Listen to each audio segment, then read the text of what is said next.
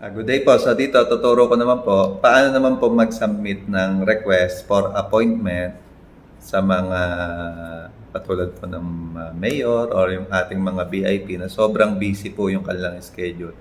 At para hindi na rin mahirapan yung ating mga secretary sa pagsiset ng appointment.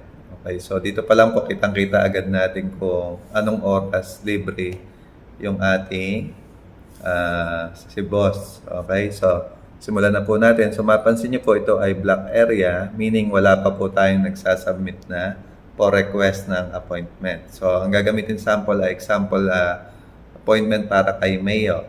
Yan. Okay, so kunin ko na po yung ating messenger. Okay, so example, ito na po. Yan. So sabi po dito, welcome po, Mayor's Office. So kita nyo may logo siya. Yan. So, good day, Sir Sunny. Welcome to Rani Mayor's Office. So, piliin na natin yung set appointment. Yan. So, nandiyan na rin po, tatanungin na rin po anong mga topic nyo. So, example tayo ay community concern. Yan. About saan po ang community. So, example, request tayo ng cleanup drive all barangay.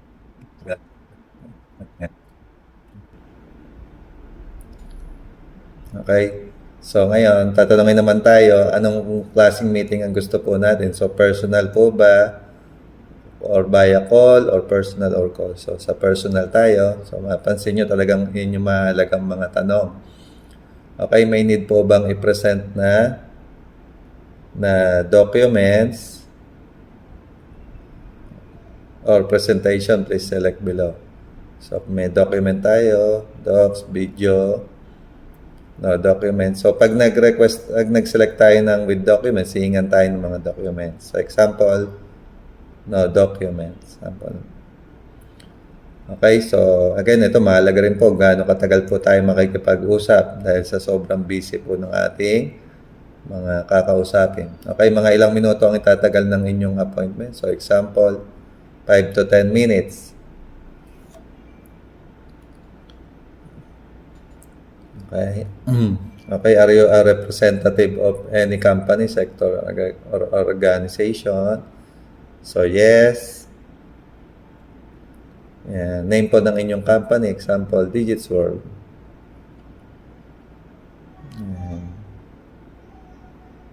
Yeah. Your position. Example, owner. Yeah. Next, address. Okay, please send your company ID or valid ID.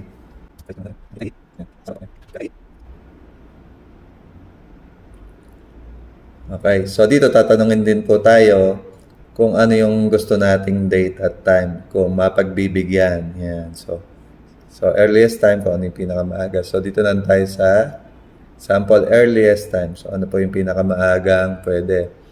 At ito, mahalaga rin po, tinatanong din kung ilan daw po ba tayong makikipag-appointment. So example 2. Okay. So ito na, tatanungin na yung ating pangalan. Sunny Flores po ba ang inyong name? Yes. Okay. Ito po ba yung inyong cellphone number? Yes. So ito yun. Ngayon, send na po natin yung ating selfie. Yan. So, pinare-review niya na sa atin kung tama po yung ating mga details. So, kung tama po lahat, so yes, correct lang po. Yan. Your appointment request is submitted. Yan na po yung ating reference. Tapos, kung meron po tayong tanong, yan pwede tayong tumawag. So, ngayon check natin sa ating spreadsheet or record kung lumitaw na po. Ayan na. So, kung mapansin nyo po talagang real time po yung nangyayari. Okay, so check po natin ang details. So, yun na po lahat ng inyong sinubmit. So, kompleto na po. So, pag binasa po yan ng ating secretary, so, kita niya na po lahat yung inyong agenda at inyong time na nire-request. So, ganun lang po kadali. Sobrang malaki po yung igagaang ng trabaho ng ating secretary at ganun din yung ating mga nagre-request ng appointment. So talagang wala pong pag-uusap pero nakuha natin ng kompleto yung detalye. Thank you po.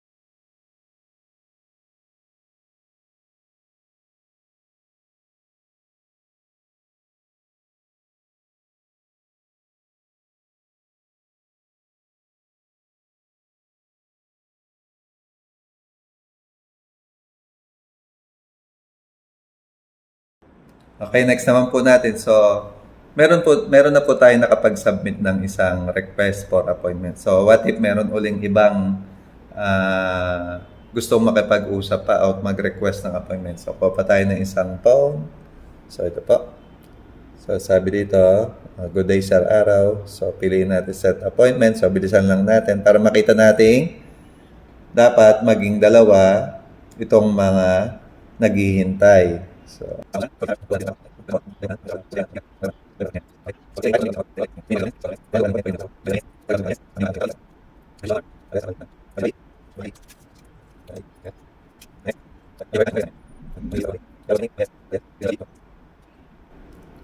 yeah. So, yung details, yes, correct. Okay, so yun yung ating reference. Yeah. So, check natin yan. Yeah. So, kung mapansin nyo, dalawa na sila. So, meaning, kung ilan po yung nag-submit, so, ganun lang din po, sunod-sunod lang po sila. At talagang first come, first serve po talaga yung mangyayari. So, ganun lang po. At kita na natin, napaka-convenient po talaga sa magkabilang side. Okay, thank you po. Okay, good day po. Next naman po natin. So, paano naman kung merong nag-submit at merong mali sa kanyang mga record or in short, wala pala itong taong to at hindi na natin siya makontak. Ayan. So, madali lang po. So, punta lang po tayo sa bandang dulo. Okay. So, piliin lang po natin itong reference. At mapansin nyo, meron po tayo doon delete. Yan. So, delete submit. So, click ko lang po ito. Yan. So, dapat mawala na po yung record na yan. Pansin nyo po, wala na. So, ganun lamang po kadali mag-delete ng isang record. Okay? Or ng isang sinubmit. Thank you po. Good day po. Next naman po natin. So, paano naman natin i-verify yung isang nag-submit ng appointment? Okay, so napakadali lamang. So dito po sa ating pending, diyan po natin makikita lahat ng dapat nating i-verify. Okay? So, ayan po yung kanyang picture, yung kanyang company, kanyang name, contact number, ID picture, reason ng visit, okay, description, personal meeting, okay, requested niyang minutes, at yung kanya request date, so earliest daw. So, ilan sila lahat? Guess 2. So, waiting time natin, gaano katagal na siya naghintay. So, ayan, kasasubmit niya lang. Okay, ngayon, so ito naman yung ating reference. So, select guest reference and click here to verify. So, click lang po natin. Ayan. Okay, so dadalhin niya ngayon tayo sa verification form. So, ayan yung ating ID, yung name, at yung kanyang actual picture. Yan. Kung mapansin nyo, dito tayo ngayon sa form. So, meron dyan mga red area. So, double check lang po natin.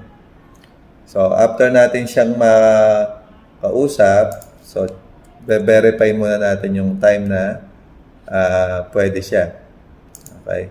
So, example, ang pinakamaaga natin date ay November 20. Okay na. Sample 2 p.m. Ayan. So, sinet natin yung ating meeting ng 2 p.m. Ngayon, check po natin kung kompleto na lahat at makita natin na green. So, click lang natin tong reviewed and verified. So, once na na-clear po yan, meaning po, updated na po yung ating record, na-verify na po siya. At the same time, check natin yung pending. So, dapat mawala na siya sa pending. Pansin nyo, wala na po siya sa pending. Okay. Ngayon, saan natin ngayon siya makikita? So, check po natin yung ating calendar kung nag-update. So, ayun, mapansin nyo po. Okay. So, November 20, so personal meeting, 10 minutes. Ang name niya si Sunny. Okay, 2 p.m. to 2:10 p.m. Yan. So, ayan. Kita nyo na po agad yung ano. So, kung meron pa akong magsasubmit, so pwede na tayo doon naman sa ibang time. So, dito pa lang, kita nyo lahat ng mga appointment nyo sa inyong boss as a secretary. Okay? So, ganun lamang po kadali. Thank you po. Good day po. So, nandito naman tayo ngayon sa ating appointment calendar. So, dyan, kita nyo po kung ano po yung mga appointment natin sa loob ng isang buwan. Yan. So, sa ngayon po, meron tayo ditong November 20. So, meron tayong nakasend na appointment na 2 p.m. to 10 p.m. So, personal meeting, 10 minutes lang po. At ito naman, November 21, ay personal meeting lang din, then 30 minutes. So, si Agape ito naman. So, 10:30 a.m. naman. So, talagang kompleto po yung makikita natin dito sa ating appointment. Napakalinaw. So, ganun lang po. Yan po natin makikita yung ating lahat ng appointment. Good day po. Next naman po natin. So, paano naman po kung meron tayong mga appointment at ito'y makakancel at re-reschedule na lamang natin. So, ito po yung madalas mangyari kapag may bigla ang lakad yung ating mga VIP or itong example natin si Mayor. So, dito sa ating schedule, meron tayo ditong November 20. So, personal meeting. Okay, ang duration ay 10 minutes. Ang name niya 2 p.m. naman to 10 p.m. Meron din tayong November 21. Personal meeting. 30 minutes ang duration. Agape ito ang name. 10:30 a.m. to 11 a.m. naman. So, example, hindi tayo pwede na. So, itong November 21 ay hindi pwede ang ating mayor. So, i-reschedule natin siya. So, kung November 21, gagawin natin siyang November 22. Yan, available po sa 22. So, madali lang po. Select lang po natin itong mismo schedule. Then, click natin itong button. Select schedule to check details and click here. Yan. So, dadalhin niya ngayon tayo dito sa ating search record. Yan. So, ayan po natin yung search record. Yan. Okay. So, ito po yung buong details ng ating schedule. Yan. Sa Agape. Ito nga po. Tama. Okay. So, gagawin natin siyang November 22. Pero same time pa rin tayo, 10:30. So, click lang po natin yung preference. Yan. At click natin itong button. So, dadalhin niya ngayon tayo sa pa-edit. Ayan na po yung ating ID, name niya, Agape Flores, at yung kanyang details na ating i-edit. Yan. So, example, so ito yung schedule niya na. So, gagawin natin November 22. Ganyan lang din po kadali yung pag-edit. So, lahat available na sa ating drop down. So, since na-green, click po natin. So, once na na-erase, ibig sabihin, updated na po yung ating record. So, ngayon, check po natin sa ating calendar. Okay, kung mapansin nyo, nawala na yung November 21. So, dapat lumipat na siya sa November 22. So, yun po. So, talagang napaka-convenient po talaga, pati yung paglipat ng mga na-cancel na appointment. So, ganun lang po. Thank you po. Good day po. Next naman po natin. So, paano naman po kung gusto na nating pa-stop yung pag-submit ng mga request for appointment. So, dahil po sa holiday, or wala po si Mayor, or close po tayo, or puno na po yung ating schedule. So, madali lang po. Gamit pa rin yung messenger. Kayang-kaya natin i-close agad yung kanilang pag-submit. So, example, ito po yung ating messenger ng ating magre-request. So, click ko po i-set an appointment. So, kanina po nakapag-submit po sila kapag kinlik nila to. Click po natin. Yan, check natin yung gagawin. Yan. Kung mapansin nyo po, sabi niya close pa po. May meeting po si Mayor 2 days. Available po siya sa Friday. Thank you and send siya na po. So, makita nyo, hindi na po sila makakapag-submit dahil naka-close na. Okay, so ganun lang po. So paano naman po kapag available na po uli yung pagse-set ng appointment? So madali lang po. So gamit po yung, siyempre yung authorized lang po na self na messenger, yun lang po dapat yung nagko-close at nag-o-open na appointment. So gamit po itong ating so ito po yung ating so example, ito yung phone ng ating authorized person para mag-close at mag-open ng appointment. So type ko lang po ay appointment open. So ganyan lang po kasimple. Yan. Yan. Na-remove na raw po yung close. So pwede na raw po mag-submit. Ngayon, kunin natin yung isang phone. Ito po. Yan. So kunin po natin. So check po natin kung nag-open na nga yung yan, okay. So click ko po uli yung set an appointment. So dapat magdiretso na po sa tanong. Yun. So pansin niyo po. Ready na po ulit. So ganun lamang po kadali. Kaya agad natin i-stop at i-open ulit. Okay. Thank you po. Good day po. Next naman po natin. So paano naman kung meron tayong ika-cancel na schedule, so dahil tumawag itong man ng appointment ay hindi siya po pwede na. Okay, so madali lang po. So hindi po to, wala pong hassle basta meron po tayong sistema. Okay? So, example, ito po si November 20. So, yan. Pangalan niya Sunny. So, 2 p.m. So, ngayon, papakancel niya. So, select lang po natin yung ating reference. Click po natin tong select schedule. Yan. Yan. So, andito na po tayo ngayon sa details niya. So, ito i-cancel na natin. So, napakadali lang po. Punta lang po tayo sa kanyang reference. So, review natin kung tama. Then, click po natin on select reference to delete the record. So, dapat ma-erase po siya dyan. Ayan. So, nawala na po. Meaning, hindi na po nag-exist tong schedule na to. So, double check natin sa ating calendar. Ayan. So, pansin niyo po, available na po ulit. So, talagang napaka-convenient po nitong ating sistema. Talagang sobrang laki po ng igagaan at napakarami pong magiging magagawang trabaho at makakausap. Thank you. Okay, next naman po natin. So, what if marami na tayong mga record at may gusto tayo hanapin na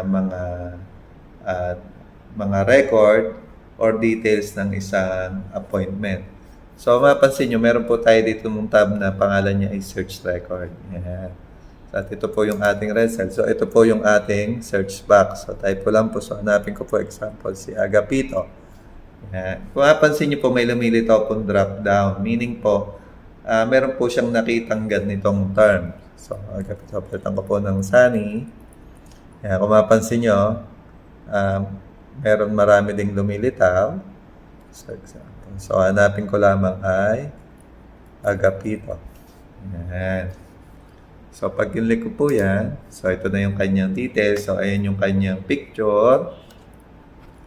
So, kompleto na po yung kanyang details. So, once na nabasa po natin, so, kung ano man po yung gusto natin gawin sa kanyang record, sample, pwede natin siyang i-edit. Kung magbabago tayong schedule at pwede rin natin siyang i-delete. Kung hindi na po natin kailangan tong record na to. So, ganun lamang po kadali. Talagang kahit mga tapos na yung ating mga appointment, ay kaya pa rin nating ma-review at mahanap. Thank you po.